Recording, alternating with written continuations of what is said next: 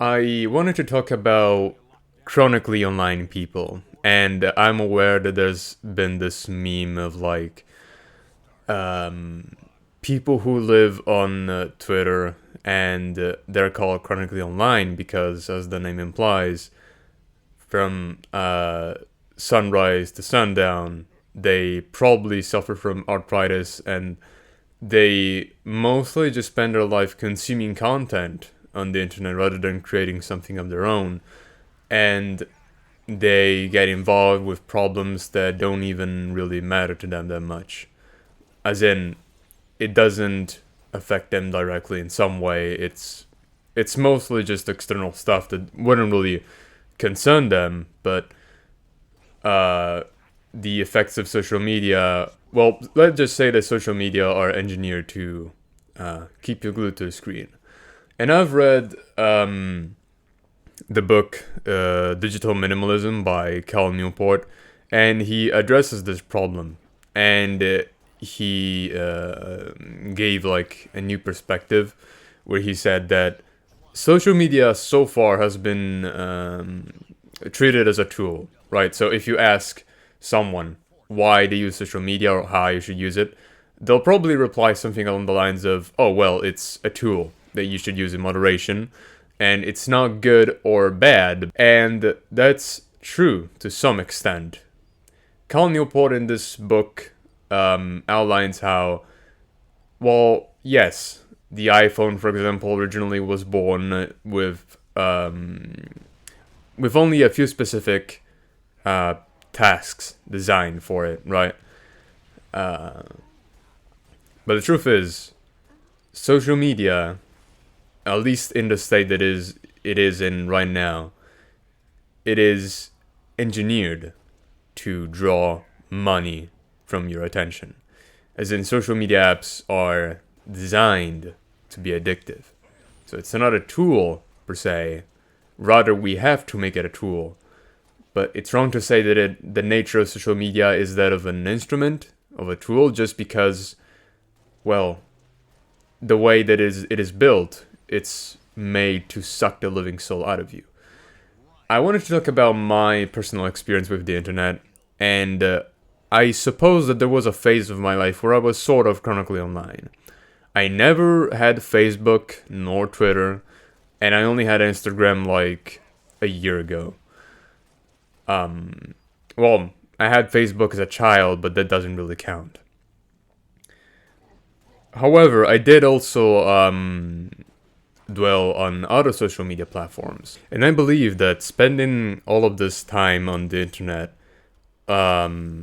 originally, that was probably a big reason why I developed a degree of social anxiety, especially as a child. Now, it's still anxiety. Yeah, I suppose that I still feel it as a light hum in my life, but I've grown out of that phase, thankfully, on my own. Oh, on my own, and with help from external people as well.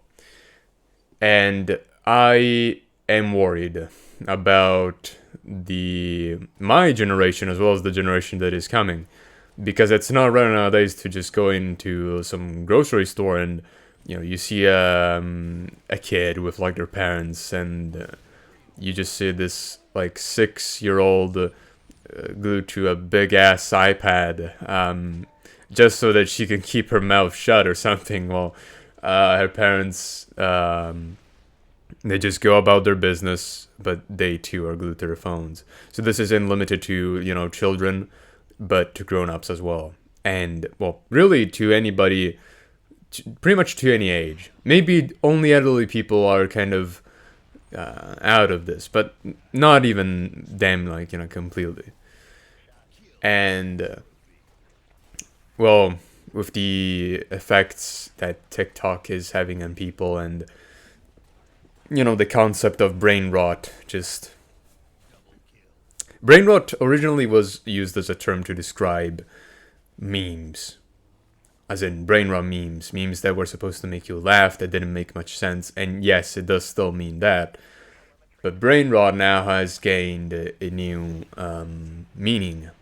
It's now a broader term. It's about, well, the rotting of your brain, quite literally, what it's causing, what this constant stimulation and consuming of content is causing to your brain.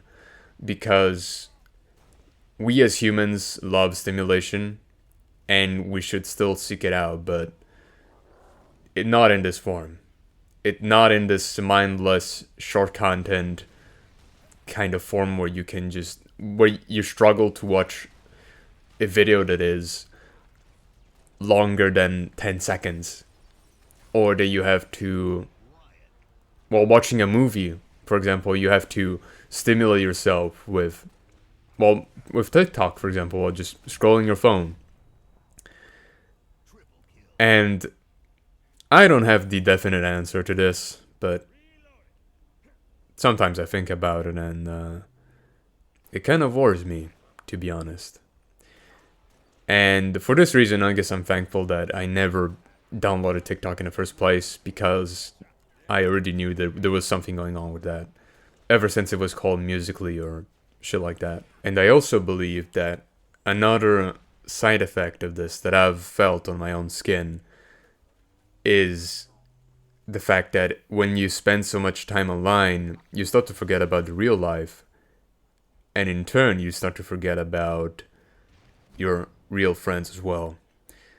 I have recently switched to a sort of dumb phone, you could call it. Basically, my phone has no icons. It has only one social media at best, and even then I try to limit it to my computer. And I found that while progressing through this phase, I've become more amicable, more sociable in real life. I've started paying more attention to people that I originally wouldn't even think of, because I thought, oh, well, I have my own online friends. I have, a constant stream of content from YouTube and stuff like that I could just soothe myself with whenever I feel even just a pinch of boredom. And it has been the most beautiful thing for me, like starting to cultivate friendships, actually putting in effort, and actually texting people, and even willing to make calls with them, because continuous texting is not a form that is ideal for human communication, I believe. We are meant to talk with people. We're meant to hang out with them physically. We have to watch out for facial expressions and tone of voice and whatnot. And even if you can't meet that person physically, even just a call will make the interaction more human. And there's nothing wrong with texting per se, of course.